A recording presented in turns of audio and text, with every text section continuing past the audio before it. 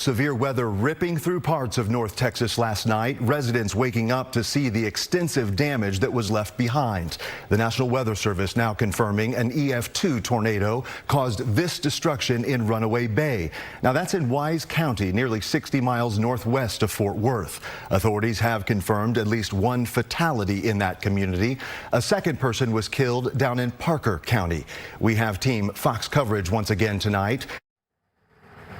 Is tracking more storms, but first let's get you out to Fox 4's Vanya Castillo, who is live in Wise County. She has spoken with residents and seen the impacts firsthand. Vanya. Hi, Casey. Yeah, we're outside of one of the neighborhoods that was hit the hardest. Now, this is as close as we can get to it. Right now, it is being blocked off. Only residents are able to go in and out of the area. But we do want to give you a better look at what we've been seeing here using our Sky 4 camera. Now, that tornado hitting and causing a lot of destruction, as you can see there. We did see the tornado and winds of up to 135 miles per hour, absolutely destroying this neighborhood. You can see roofs ripped off, homes, campers tossed around, and the remnants of people's lives. And today, people are picking up the pieces of what once was. Now, we've been watching truck beds full of debris coming in and out of this neighborhood, and we have the opportunity to speak to a few of those people still shaken up after last night. One woman sharing with us that a neighbor lost his camper trailer, and she urged him to take refuge in her house. And together, she, her neighbor, and her husband all huddled in the bathroom just moments before the tornado touched down. Take a listen. We all huddled in there, and had he not come down, he probably would have been dead today. I'm not blessed for the damage because I'm alive. We're alive. He's alive. We're alive. Now, she's still very shaken up and says that one of her neighbors was actually the first fatality that we saw here in the area because of these storms and the tornado. Just absolutely incredible. Vanya, we know that there was one death there in Wise County. What do you know about the victim? Yeah, well, we had a crew out here earlier, and a photographer actually spoke to the adult son of that victim. Again, the first fatality that we saw. Now, they were talking where their trailer used to be, and he did say that his mom was also physically injured, but is doing okay. Now, we're, of course, going to be hearing more from neighbors coming up in the next half hour about everything that they've experienced and that they've seen and what they're hoping comes out of this and how they're going to be moving forward. It'll take a lot of time to start picking up the pieces and put their lives back together. Fox 4's Vanya Castillo reporting live for us tonight. Vanya, thanks so much. Our Team Fox coverage does continue now with meteorologist Josh Johns, and Josh is tracking even more storms this evening. Are we looking at anything severe here, Josh? Yeah, we are looking at some showers and some thunderstorms trying to move across parts of our area, but thankfully they were able to fall apart. As you look at some of the latest radar imagery, we did have a tornado watch that was issued through 11 o'clock tonight, but notice it has been canceled now for parts of Montague and Cook County, which is good news there. I don't anticipate anything else moving into the Metroplex tonight as we continue to stay on the quiet side, which is, of course, good news. Clickers decided to stop working, but there it goes. And part of the reason is because our cap of warm air really got frozen right over us. Because of that, that is squashing any sort of thunderstorm development. That's evidenced by all this gray haze that's sitting right over there. We have plenty of energy for storms, but with that cap, it's limiting storm development, and that is good news, especially for those that got hit so hard by the storms yesterday. A big supercell thunderstorm that moved through, of course, causing the tornado that you saw there near Runaway Bay. We also had that storm move down into the Springtown area and eventually bring a second tornado. National Weather Service went out today and they've confirmed 2 tornadoes have happened with this storm, one there near Runaway Bay and another one near Springtown. That Runaway Bay tornado, rated officially a EF2 tornado, was on the ground from 9:03 to 9:07, so about 4 minutes. And the weird part about this storm was it actually tracked to the west. Most of our tornadoes move east and northeast. That tracked west for about 1.5 miles, and at times was as wide as about a half mile, unfortunately leading to a death of someone as it produced winds to around 130 miles per hour tracking there on the south side of Runaway Bay. We then had the second tornado that moved from Springtown to just to the west of Azle. dissipating somewhere near Veal Station Road to the west of Azle and to the west of Azle Highway. That rated a EF1 on the ground from 9:38 to 10:10. That's roughly about 30 minutes. Maximum winds with that 105 miles per hour on the ground for 10 miles.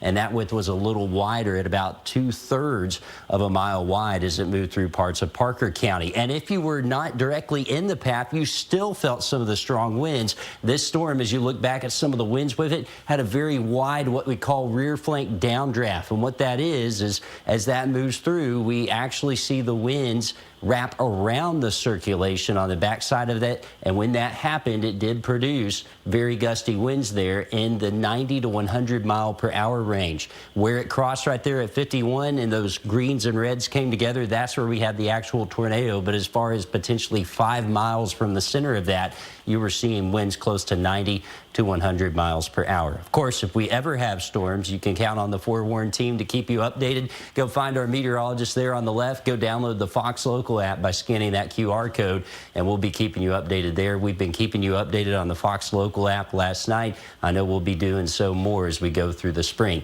Here's the good news. Tomorrow looks relatively quiet, maybe a stray storm, but it is going to be hot. I'll show you how hot coming up.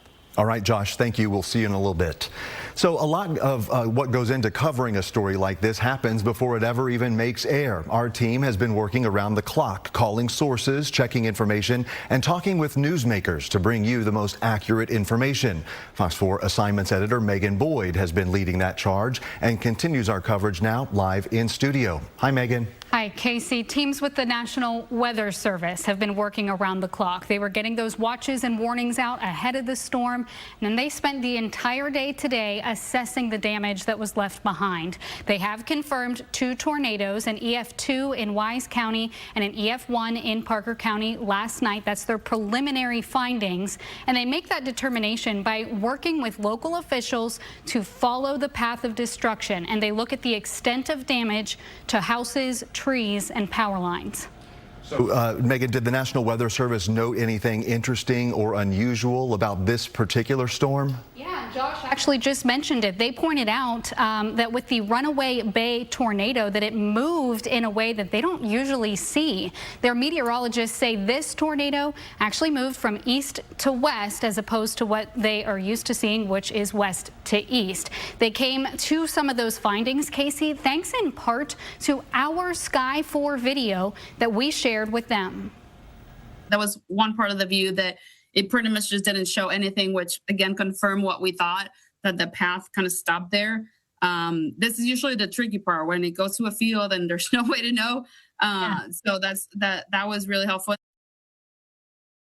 Everyone has been working overtime, yourself included. Fox 4's Megan Boyd, thank you so much for all of your help.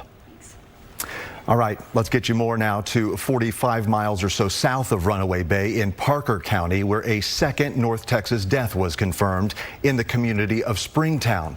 Crews are surveying significant damage there. You can see structures crumbled, roofs ripped apart, and windows shattered. There is a lot of debris to pick up there. We spoke with a homeowner who says he has never experienced anything like this before.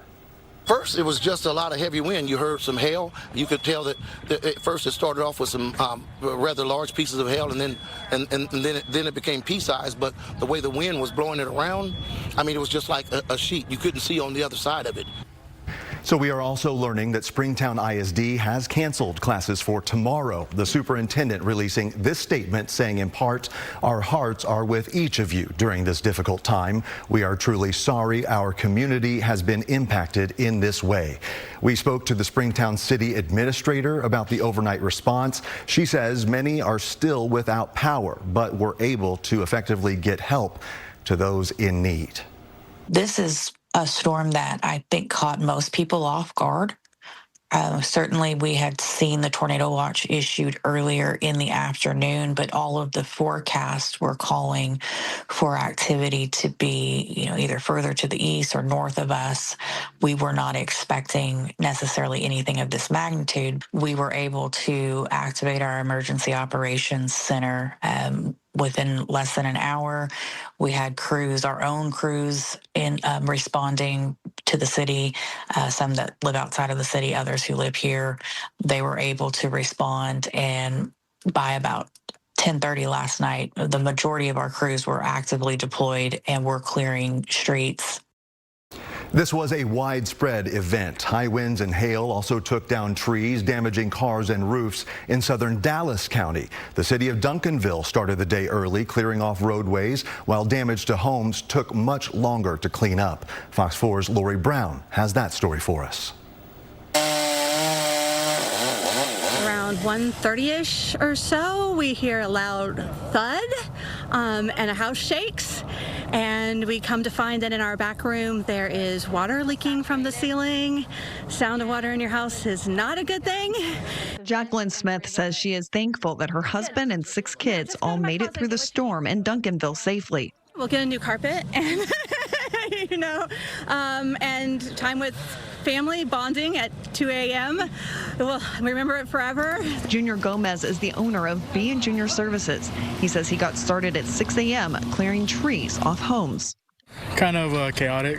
We have a lot of people calling, and it's understandable. In southern Dallas, Sky 4 shows how hail wreaked havoc on this neighborhood just south of Dallas Baptist University. It's been about 2 years since we've seen a storm this bad in the DFW Metroplex. Experts say that solar panels are built to withstand all hail, so the amount of extensive hail damage in this neighborhood shows just how severe this storm was. And when you look at these kind of damage, lets you know it was at least probably around 2 inches, 1.75 minimum, lasted probably around 20 minutes. And up here on the roof line. Jonathan Garcia kept proof of the size of the hail in his freezer. Those were some of them. It is his truck that took a beating at 1 a.m. We just heard a little bit of what sounded like a little bit of small hail, and then come 1:30, it just sounded like baseballs were just hitting the roof. So we came out just to see kind of what was going on, and we saw about 2-inch hail just pummeling the house. The front yard looked like it was like snow, like the December snow, and then I just saw the truck just getting absolutely beat. Ultimately, it's material, so as much as I was worried about my truck, I was just happy that everything in the house was fine, and our little one, he slept through the entire night. Garcia says the neighborhood is pulling together. We have our other car, so in a pinch, we just got to help each other out. Lori Brown, Fox 4 News.